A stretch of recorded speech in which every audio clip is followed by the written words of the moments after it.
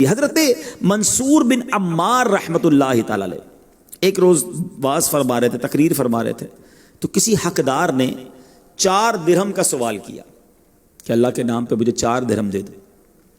آپ رحمت اللہ تعالی علیہ اللہ کے ولی تھے، آپ نے کہا جو اس کو 4 درہم دے گا نا میں اس کے لیے 4 دعائیں کروں گا۔ تو اس وقت ایک غلام گزر رہا تھا، غریب آدمی، اور اس کے پاس 4 ہی درہم تھے۔ جب سنا کہ اللہ کے ولی کہہ رہے ہیں دعا کروں گا، وہ 4 درہم لیے اور اس غریب کو، اس فقیر کو دے دیے۔ اب اللہ کے ولی نے وعدہ کیا تھا، فرما بتاؤ کون کون سی دعائیں کروانا چاہتے ہو؟ کہتے حضور پہلی دعا تو یہ کر دیں کہ میں غلامی سے آزاد کر دیا جاؤں، دوسری دعا یہ کر دیں کہ میں نے جو میرے پاس تھے ہی 4 درہم میں نے دے دی اللہ کی راہ میں، حضور اب دعا کر دیں کہ اس کا نعم البدل بھی اللہ عطا فرما دے۔ اچھا تیسری دعا یہ فرما دیں کہ مجھے اور میرا آقا جو ہے نا اس کو توبہ نصیب ہو جائے، اور چوتھی دعا یہ فرما دیں کہ میرے آقا کی، آپ کی اور تمام جتنے یہاں حاضرین ہیں سب کی بخشش ہو جائے۔ کیا پیاری 4 دعائیں تھیں۔ حضرت منصور بن عمار رحمۃ اللہ تعالی علیہ نے ہاتھ اٹھائے اور یہ 4 دعائیں کر دی۔ اچھا یہ غلام تھا، ظاہر ہے آقا ویٹ کر رہا تھا، کسی کام سے بھیجا تھا، آقا کے پاس پہنچا، آقا نے کہا اتنی لیٹ کیوں آئے ہو، تاخیر کیوں ہو گئی؟ کہتا حضور ایسا ایسا ہوا، میں گیا اور میرے پاس 4 درہم تھے، اللہ کے ولی نے کہا جو 4 درہم غریب کو دے گا میں 4 دعائیں کروں گا۔ میں کھڑا ہو گیا، میں نے پیسے دیے، 4 دعائیں کروا کے آیا ہوں۔ اچھا کون سی دعائیں بتاؤ تو صحیح۔ کہتا پہلی تو میں نے یہ دعا کروائی کہ حضور کہ میں غلامی سے آزاد کر دیا جاؤں۔ کہا اچھا اللہ کے ولی نے یہ دعا کی؟ کہا ہاں۔ آقا نے رائٹ اوے فوراً اسے غلامی سے آزاد کر دیا۔ پہلی دعا کیسی قبول ہوئی کہ ابھی تو پہنچا اور آقا نے آزاد کر دیا۔ اچھا بتاؤ دوسری دعا کیا کروائی تھی؟ کہا حضور دوسری دعا یہ کروائی کہ جو پیسے خرچ کیے ہیں اس کے بدلہ بھی مل جائے، تھے ہی 4 درہم اللہ کی راہ میں خرچ کر دیے۔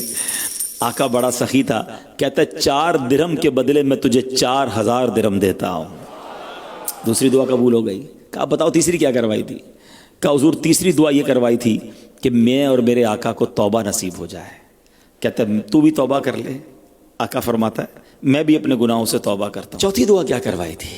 کہا حضور چوتھی دعا یہ کروائی تھی کہ اللہ عز و جل آپ کی یعنی حضرت منصور بن عمار کی، میری، میرے آقا کی اور سارے حاضرین جو بیٹھے سب کی مغفرت فرما دے۔ آقا بڑا کمال کا آقا تھا، واقعی آقا تھا جس کو آقا کہنا چاہیے تھا۔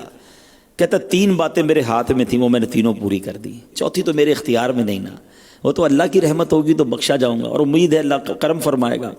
رات جب آقا خواب میں سویا نا تو خواب میں سنتا ہے کہ کوئی کہنے والا کہہ رہا ہے جو تمہارے اختیار میں تھا وہ تم نے کر دیا، جو ارحم الراحمین، میں ارحم الراحمین ہوں، میں نے تمہیں، تمہارے غلام کو، منصور بن عمار کو اور تمام حاضرین کو بخش دیا۔ یہ ہے اللہ والوں کی دعائیں۔ ہمیں اللہ والوں کی دعا کو جس کو کہتے ہیں حاصل کرنے کا حریص ہونا چاہیے۔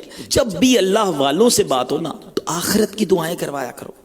لوگ آج کل کیا دعا کرواتے ہیں؟ کاروبار بڑھ جائے، نوکری پکی ہو جائے، ٹھیک ہے یہ بھی دعا کرانے میں حرج نہیں ہے، لیکن اللہ راضی ہو جائے نا، اللہ کے حبیب راضی ہو جائیں تو پھر دنیا بھی ٹھیک ہو جانی ہے، آخرت بھی ٹھیک ہو جانی ہے۔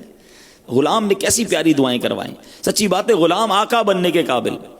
اور یہاں ایک اور بات پتہ چلی کہ جب بندہ دل سے صدقہ کرتا ہے نا، تھے ہی 4 درہم نا، دے دیے، ختم نہیں ہوئے، زیرو نہیں ہو گیا، وہ صدقے کا ثمرہ کیا ملا، صلہ کیا ملا کہ غلامی سے بھی آزادی ملی اور 4 کے 4000 فوراً مل گئے۔